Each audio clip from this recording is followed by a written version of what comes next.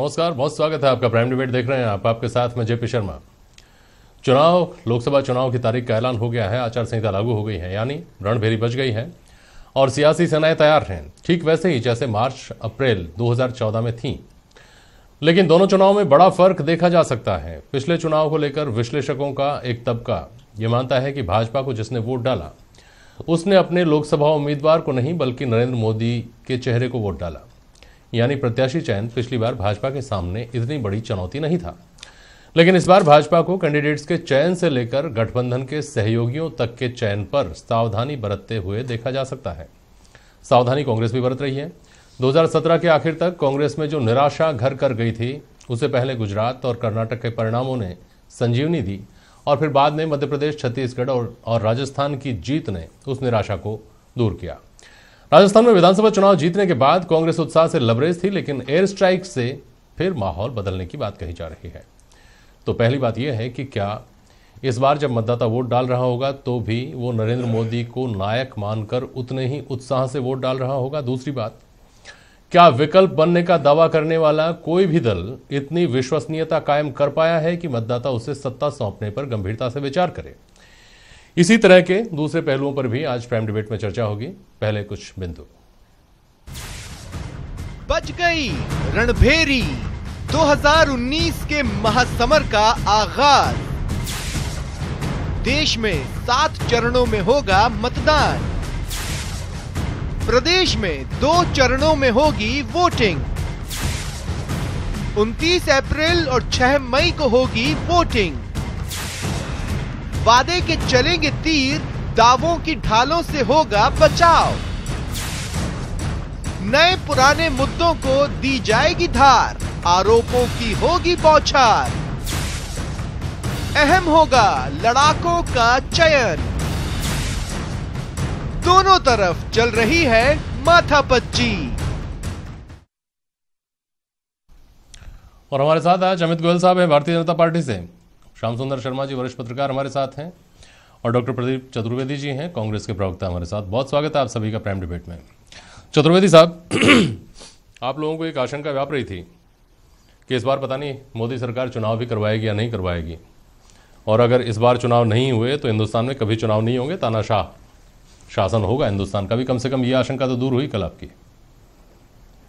इस बारे में जो आपने आशंका व्यक्त की है उसका तो सवाल इस नहीं, मैंने नहीं किया, आप लोग कर रहे थे, मैं उसका हवाला दे रहा हूँ। नहीं, हमारी पार्टी ने कभी इस तरह का स्टैंड तो नहीं लिया। जहाँ तक चुनावों की बात है, चुनाव तो होने की प्रक्रिया जो हमारी संविधान आपकी पार्टी का वो स्टैंड बता दूंगा पहले आपको जी। ये सवाल जयपुर में मुख्यमंत्री अशोक गहलोत साहब से किया गया और उन्होंने जवाब में कहा कि यह सही बात है कि अगर इस बार चुनाव नहीं करवाए नरेंद्र मोदी जी ने तो आगे चुनाव होने की संभावना भी नहीं है। आप चाहें तो वो बयान सुनवाऊंगा आपको। डॉक्टर साहब, आपसे मुखातिब हो प्रदीप जी। जी हाँ, तो पहले तो आप इसको खारिज मत करिए, ये आपकी पार्टी ने इस बात को कहा है। आप बोलिए आगे। जी, मैं जानता हूं कि संविधान में जो प्रक्रिया बनाई गई है कि हर 5 साल बाद हमारे चुनाव होते हैं, शंकाएं होती हैं, क्योंकि जो प्रधानमंत्री नरेंद्र मोदी जी हैं वो सारे सिस्टम में बिलीव नहीं करते। उनका अपना एक तरीका है काम करने का। उन्होंने राजनीतिक जो पैमाने थे, देश में जितने भी नेता हुए हैं हमारे साथ, हमारे लोगों ने जो राज भी किया है, कांग्रेस ने राज किया, लेकिन उन नेताओं ने एक परिपाटी कायम की थी, संविधान की धाराओं में रहकर उन्होंने अपना काम किए थे। उन्होंने ऐसा कोई काम नहीं किया जिससे शंकाएं उत्पन्न होती हो कि वो संविधान के नियम को तोड़ेंगे या संविधान में कोई नई व्यवस्थाएं जोड़ेंगे। जहां तक उनकी बात है, जो नरेंद्र मोदी प्रधानमंत्री का स्टाइल है काम करने का, वो उनका एक अजीब सा स्टाइल है। वो किसी सिस्टम में बिलीव नहीं करते, वो सीमाओं बन के रहना नहीं चाहते। उन्होंने हर चीज को अपने तरीके से, नए तरीके से करने का अंजाम दिया। उदाहरण के तौर पर आप देखें कि नरेंद्र मोदी ऐसे पहले राजनेता हैं जो फैशन ओरिएंटेड है। अच्छा। इससे पहले आप देखें कि हमारे जितने भी कांग्रेस के प्रधानमंत्री हुए या अन्य दलों के भी हुए, तो उन्होंने खादी और वो बहुत सहजता के साथ और अपने सहज चरित्र के साथ राजनीति करते थे। लेकिन जब से मोदी आए हैं, उन्होंने एक नया तरीका इजाद किया है और वो एक भय की राजनीति, एक मतलब तथ्यों को तोड़ मरोड़, तथ्यों से उनका लेना देना नहीं है। वो किसी सिस्टम में बिलीव नहीं करते, वो संवैधानिक व्यवस्था में बिलीव नहीं करते। वो एक स्टाइलिश राजनीति करने की चेष्टा करते हैं। उनका काम करने का तरीका अपना है। तो इसलिए जब ऐसे काम करके और संविधान की व्यवस्थाओं को तोड़ने का के विरुद्ध आप काम करने का प्रयास करते हैं तो शंकाएं उत्पन्न होती हैं। अब चूंकि शंकाएं हैं तो उनके बारे में शंकाएं तो इतनी हो गई हैं कि वो जिस तरह का व्यवहार, जिस तरह का वो लोगों के साथ व्यवहार कर रहे हैं, राजनीति कर रहे हैं। नहीं, कुछ कॉन्क्रीट बताइए ना, कॉन्क्रीट बताइए कुछ उदाहरण। आपने कहा उदाहरण तौर पर जैसे वो फैशन परस्त हैं, एक आपने कहा, और उसके अलावा वो सिस्टम को तोड़ने में विश्वास करते हैं। जैसे उन्होंने पहली बार ही काम किया हिंदुस्तान के ब्यूरोक्रेटिक सेटअप में, उन्होंने नया प्रयोग किया। उन्होंने कहा कि हम कुछ ऐसे नए पैनल बनाएंगे, नए अफसर चूज करेंगे जिनको हम IAS कैडर में लाएंगे, एग्जाम नहीं होंगे लेकिन हम उनका इंटरव्यू करेंगे। अच्छा। जो यूपीएससी के माध्यम से एक चयनित व्यवस्था है देश में, जिसमें हम अच्छे अफसरों, पढ़े लिखे लोगों को, योग्य लोगों को चुनते हैं, उन्होंने उस सिस्टम को भी चैलेंज किया। मतलब वो किसी सिस्टम में बंद के रहना नहीं चाहते, और जब से वो सरकार में आए हैं उन्होंने अपने सिस्टम को इजाद करने की कोशिश की है। उन्होंने सारी परंपराओं को तोड़ा है, प्रशासनिक व्यवस्थाओं को तोड़ा है, उन्होंने वो सब पद में लोगों को चुना है जो पद पहले थे ही नहीं। तो मेरा कहने का तात्पर्य यह है कि नरेंद्र मोदी के जो कार्यकाल का तरीका है, जो उनका सिस्टम है, उस पर शंकाएं उत्पन्न। डॉक्टर साहब, फैशन परस्त होना और ये कैडर सिस्टम चेंज करना या प्रोसेस जो है रिक्रूटमेंट का, उसके ऊपर कुछ बदलाव करना, ये तो मुझे नहीं लगता कि इस लोकसभा चुनाव के मुद्दे होंगे।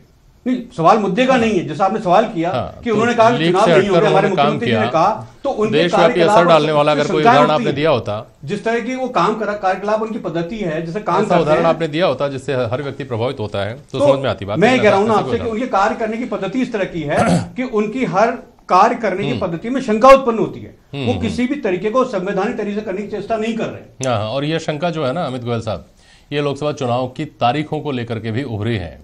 आज कांग्रेस ने बयान में ये आधिकारिक तौर पर कहा है कि सारी तारीखें पीएमओ में बैठकर तय हुई हैं। अमित गोयल साहब, देखिए, सबसे बड़ी बात यह है कि आपने पहला प्रश्न पूछा तो हमारे जो साथी प्रवक्ता हैं पहले तो उन्होंने मना कर दिया। जब अशोक गहलोत साहब की आपने बात की तो उन्होंने उसको स्वीकार कर लिया कि हाँ, छोड़िए ना उसको आप। दूसरी बात, देखिए, पिछले 5 साल का शासनकाल है, माननीय मोदी जी का जो 5 साल का शासनकाल है वो पूरी तरह से अंत्योदय पर आधारित रहा, देश के विकास पर आधारित रहा, और जो सपना मोदी जी ने देश की जनता को दिखाया था उस सपना को पूरा करने के लिए उन्होंने भरकस प्रयास किया। आप ये देखिए, लाल किले से जब पहली बार प्रधानमंत्री जी ने भाषण दिया और उसके अंदर उन्होंने स्वच्छ भारत की बात की, स्वच्छता की बात करी, तो देश के लोगों को बहुत आश्चर्य हुआ कैसा प्रधानमंत्री स्वच्छता की बात करता है। और आप देखिए, जो हमारी माताएं बहनें खुले में शौच जाती थी, पूरे देश में 8 करोड़ टॉयलेट बनाए गए और माताएं बहनें उस शर्म की स्थिति से मुक्त हुई। फिर उसके बाद में आप देखिए, मोदी जी ने दूसरा एक नारा दिया था हमारे देश के अंदर, भाई हम किसानों को आगे से आगे बढ़ाएंगे। और आप देखिए, किसानों के लिए इतनी योजनाएं मोदी जी लाए, चाहे वो आप यूरिया, नीम कोटेड यूरिया लेकर आए हो, चाहे 50% खराबे पर जो अपने फसल पर जो खराबे पर मुआवजा मिलता था 33% पर लेकर आए हो, चाहे MSP के ऊपर लेकर आए हो, चाहे आप सॉइल हेल्थ कार्ड की बात करें, उनके लिए बहुत काम किया गया। महिलाओं की बात करें, बेटी बचाओ बेटी पढ़ाओ की आप बात करो, तो आज देखिए देश में जो जेंडर गैप है वो निश्चित रूप में कहीं किसी राज्य में 9% तक कम हुआ है। तो वो एक जो सारे अभियान मोदी जी ने चलाए, चाहे वो युवाओं के लिए हो, किसानों के लिए, जवानों के लिए हो, कुल मिलाकर एक डेवलप्ड इंडिया का सपना देखकर जो मोदी जी ने काम किया, कांग्रेस को पिछले 5 साल में कहीं वो नहीं बचा। मोदी जी के हर कार्यकाल पे, हर काम पे इन्होंने शंका जाहिर की। और सबसे बड़ी बात है, कांग्रेस ने संवैधानिक संस्थाओं पर निशाना साधा। चुनाव हारे तो आपने ईवीएम पे निशाना लगा दिया, अगर आपके खिलाफ कोई निर्णय आ जाता है तो आप चीफ जस्टिस के खिलाफ महाभियोग ले आते हैं। तो कांग्रेस ने खुद ने भारत की सारी संवैधानिक संस्थाओं को बदनाम करने का प्रयास किया। लंदन में आप प्रेस कॉन्फ्रेंस कराते हैं किसी से बैठाकर, कपिल सिब्बल उसमें शामिल होते हैं। तो कुल मिला के देश की छवि को खराब करने का काम अगर किसी पार्टी ने किया तो कांग्रेस पार्टी ने किया। आप देखिए, सर्जिकल स्ट्राइक के समय पर भी आपने सारी स्थिति देखी, किस तरह पाकिस्तान का और कांग्रेस पार्टी का सुर एक था। एयर स्ट्राइक पर आप देखिए, उनका इनका सुर एक है। तो कुल मिलाकर मैं कह रहा हूं, कांग्रेस पार्टी जो देश की सबसे बड़ी राजनीतिक पार्टी है, अपने राष्ट्रीय चरित्र से, अपने राजनीतिक चरित्र से गिरावट के दौर में चल रही है। कहां वो इंदिरा गांधी जी की कांग्रेस थी और कहां है राहुल गांधी जी की कांग्रेस है। और दूसरी बात, इन्होंने मोदी के खिलाफ, आप उस वक्त बेहतर थी, आप ये मानते हैं ना राजीव जी? आज बहुत अंतर है, कम से कम राजनीतिक और राष्ट्रीय चरित्र में बहुत गिरावट आई है आज की तारीख में। मुझे बताइए, आप संवैधानिक संस्थाओं के ऊपर सवाल उठाने की बात कर रहे हैं, तो ऐसा कब हुआ था कि सुप्रीम कोर्ट के 4 जज बाहर आए, प्रेस से बात करें और असंतोष जाहिर करें? ऐसा कब हुआ था? ऐसा कब हुआ कि 3 आरबीआई के गवर्नर बदल गए? ऐसा कब हुआ कि नीति आयोग के आपने जिसको जिम्मा सौंपा वो छोड़ करके चले गए? एक बात मुझे भी शर्मा जी बताइए, आपने अभिषेक मनु सिंह का एक वीडियो जारी हुआ था, आपने देखा था? उसमें वो किस तरह से हाई कोर्ट जज बनाने की बात कर रहे थे। तो कांग्रेस का देश में 50 साल शासन रहा है, कांग्रेस किस तरह से जज बनाया सबको पता है। तो अगर किसी जज ने इस तरह के सिस्टम से बाहर आके इस तरह की प्रेस कॉन्फ्रेंस की, तो निश्चित रूप से मैं समझता हूँ कहीं ना कहीं उसके लिए भी कांग्रेस दोषी है, कांग्रेस पार्टी दोषी है। उन्होंने किस सिस्टम से किसको डेवलप किया है सबको पता चल रहा है अभिषेक मनु सिंह वीडियो के बाद। आपने कांग्रेस आपने कहा कि किसानों की बेहतरी के लिए मोदी सरकार ने बहुत काम किया, लेकिन ये माना जा रहा है कि 3 राज्यों में आप जो चुनाव हारे ना, सरकार गंवा बैठे, उसका बड़ा कारण किसानों के मन में ये विश्वास नहीं जम पाना ही था। इन्होंने कर्ज माफी का मास्टर स्ट्रोक, भले ही वो झूठ था, सस्ता में उस पर नहीं जमा, उस पर बहुत बहस हो चुकी है। मैं इसका जवाब देता हूँ आपको। देखिए, एक झूठ को बार बार आप बोलते हैं। तो राहुल गांधी जी ने जब राजस्थान में आए, उन्होंने बार बार ये कहा कि हम किसानों का संपूर्ण कर्जा माफ कर देंगे, सभी किसानों का सारा कर्जा माफ कर देंगे। सरकार बन गई कांग्रेस की, और बनी कितने, भारतीय जनता पार्टी और उनके बीच में मात्र 1,80,000 वोटों का अंतर रहा। पूरे राजस्थान के चुनाव की बात की जाए तो सरकार आने के बाद क्या हुआ, आपने कहा कि ठीक है हम 18,000 करोड़ ऋण माफ करेंगे, फिर आपने कहा हम सहकारी बैंकों का माफ करेंगे, फिर आपने कहा अल्पकालीन फसल ऋण माफ करेंगे, फिर आपने कहा डिफॉल्टर का ही करेंगे। तो मैं कह रहा हूँ आज सरकार बने लगभग 90 दिन हो गए, आप हमें बताइए ना कितने लोगों ने ठीक है माफ कर दिया। श्याम सुंदर शर्मा जी, इस वक्त चुनाव से एन पहले जब ये जो दौर चल रहा है, इसमें एयर स्ट्राइक ने भाजपा के लिए संजीवनी का काम किया है, विश्लेषक ये मानते हैं। भारतीय जनता पार्टी को खुद को भी भरोसा नहीं था कि वो फिर से सत्ता में आ पाएगी या नहीं आ पाएगी, लेकिन अब पार्टी को भरोसा हो गया, बताया एयर स्ट्राइक होने के बाद में। कांग्रेस इस मामले में लगातार जो भी बोल रही है वो कांग्रेस के लिए उल्टा पड़ रहा है। क्या एयर स्ट्राइक इस चुनाव का सबसे बड़ा मुद्दा नहीं होगी? श्याम सुंदर शर्मा जी, जेपी शर्मा कहाँ रह जाएंगी नोटबंदी और तमाम चीजें जो हो रही हैं? जेपी शर्मा जी, ये तो बात निश्चित हो गई जब से पुलवामा की घटना हुई और उसके बाद एयर स्ट्राइक हुई, और पूरी सत्ता ने इसको झटक करके पूरे देश में प्रचारित किया कि हमने जवाब दे दिया, हमने कर दिया। सवाल भले ही कांग्रेस कुछ उठा रही हो, बात अलग है, लेकिन ये बात सही है, आपने कहा कि संजीवनी मिल गई है। लेकिन आप देखिएगा कि यहाँ पर चुनाव इस बार जो होगा वो जातिगत आधार पर निश्चित रूप से माना जाएगा, जातिगत आधार पर चुनाव होगा। बहुत सारी सीटें पर ये कोई भी कुछ भी कह ले कि, लेकिन यहाँ पर जाट वर्सेज मीणा होगा, मीणा वर्सेज जाट होगा, या फिर इस तरह से अलग अलग तरह की बातें हो रही है। अब इनके ये कह रहे हैं कि बहुत अच्छा शासन दिया, 10 सांसदों के नाम वापस काटे जाने की बात हो रही है। अच्छा शासन देने की बात है तो फिर आप 25 के 25 लड़ाते, कोई बना कि कौन का। लेकिन आज जो सर्वे कराया है इनके पार्टी के राष्ट्रीय अध्यक्ष ने या नरेंद्र मोदी जी की तरफ से जो सर्वे हुआ है, उसमें निश्चित रूप से कहा जा रहा है कि हम बहुत सारे टिकट काटने की बात हो रही है, जयपुर का बात हो रही है, सीकर की बात हो रही है, झुंझुनू का बात हो रही है, भरतपुर का, सवाई माधोपुर का, और बाकी दौसा का, अजमेर का, तो जिस तरह से, हाँ दौसा का तो चले गए, इनके जो अधिकृत उम्मीदवार थे वो कांग्रेस में चले गए। तो अब यहाँ इनके साथ ये हो रहा है कि उम्मीदवार लाएं कहाँ से? इनके साथ संकट हो रहा है कि नए उम्मीदवार को, अच्छे उम्मीदवार बीजेपी को मिलने में संकट आ रहा है, और कांग्रेस के साथ भी स्थिति हो रही है। एक जगह से 10-10 लोग खड़े हैं, अब किसको दे किसको नहीं दे। तो देखिए बहुत सारी जगह से इनको खड़ा होना चाहिए, वो बैठे हैं विधानसभा में। अशोक गहलोत ने निश्चित रूप से बहुत से लोगों को कहा है कि आपको चुनाव लड़ना होगा। अभी मौजूदा मंत्री हैं उनको भी कह दिया है। हरीश चौधरी को चाहते हैं बाड़मेर से चुनाव लड़ाए। आप देखिए जोधपुर से जो चुनाव लड़ाने की बात हो रही है, जोधपुर में मानवेंद्र को चुनाव लड़ाया जाए या चंद्रेश कुमारी को लड़ा जाए या अपने पुत्र को चुनाव लड़ाए, या तो जालोर से लड़ाए या जोधपुर से लड़ाए, दोनों में से निर्णय होने की बात अलग से हो रही है। अजमेर में रघु शर्मा को कहा जा रहा है कि आप वापस से चुनाव लड़ने जाइए। जयपुर में महेश जोशी को भी कहा गया है खड़े हो जाइए, आप चुनाव लड़ने के लिए कोई होगा, क्योंकि अशोक गहलोत की हमेशा कुबत रही है कि वह शासन में कम लोगों को लेकर के, जो पूरा सत्ता में रहेंगे तो फिर सत्ता उनके हाथ से निकल सकती, चिटक सकती, इसलिए वो बहुत सारे विधायकों को, जो पावरफुल मंत्री हैं, उनको चुनाव लड़ाकर जिताने की बात करेंगे। भंवर जितेंद्र अब अलवर से चुनाव लड़ने की बात नहीं कर रहे हो, कई बार कह रहे हैं कि मैं नहीं लड़ूंगा, क्योंकि बहुत स्थिति वहाँ खराब है। अब किसको लड़ाया जाएगा ये बात अलग है, क्योंकि कहा जाएगा कि लड़िए, क्योंकि जब से डॉक्टर करण सिंह को चुनाव जिताया फिर उसके बाद वो हार गए चुनाव, जो स्थिति बनी हुई है, तो वहाँ पर बड़ी संकट की स्थिति बनी हुई है। अब गिरिजा व्यास को चुनाव भिलवाड़ा से लड़ाया जाए या वापस से इनको चित्तौड़ से ले जाया जाए, अभी विवाद का विषय बना हुआ है। उदयपुर में पवन खेड़ा जो इनके प्रवक्ता हैं वो भी चुनाव लड़ने की बात करते हैं, रघुवीर मीणा को लड़ाया जाए या पवन खेड़ा लड़ा जाए। नए नए नाम, बहुत सारी चीज़ें आ रही है सामने, लेकिन ये बात सही है कि दोनों के सामने दुविधा यह है कि किसको कौन टिकट दे देगा। अब देखिएगा कि जयपुर से कि राजकुमारी को टिकट कहाँ से दिया जाए, जयपुर ग्रामीण से दिया जाए, जयपुर शहर से दिया जाए, या वो हो सकता हो कि वो दल बदल के चली जाए कहीं दूसरी जगह तो वहाँ से भी टिकट ले ले, क्योंकि आप आने वाले समय जिस प्रकार से विधायकों में जो फेरबदल हुआ वो आपको सामने थोड़े दिन बाद देखेंगे कि राजस्थान में बहुत सारे लोग ऐसे होंगे, कर्नल सोनाराम चाह ही रहा है कि मेरे को दे दो, वहीं से लड़ा लूँगा। तो ये सारी बातें, और जैसे कि अब झालावाड़ से बात हो रही है कि वसुंधरा जी को चुनाव लड़ाया जाए, वहाँ से उनके पुत्र तो साफ कर चुके हैं, मैं नहीं लड़ूंगी। नहीं, वो नहीं, पार्टी लड़ाएगी तो फिर आपको मना थोड़ा कर सकते हो, पार्टी ही सर्वे सर्वा है, क्योंकि पार्टी कहेगी कि चुनाव लड़ना है तो लड़ना है, फिर आप निपट नहीं कर सकते।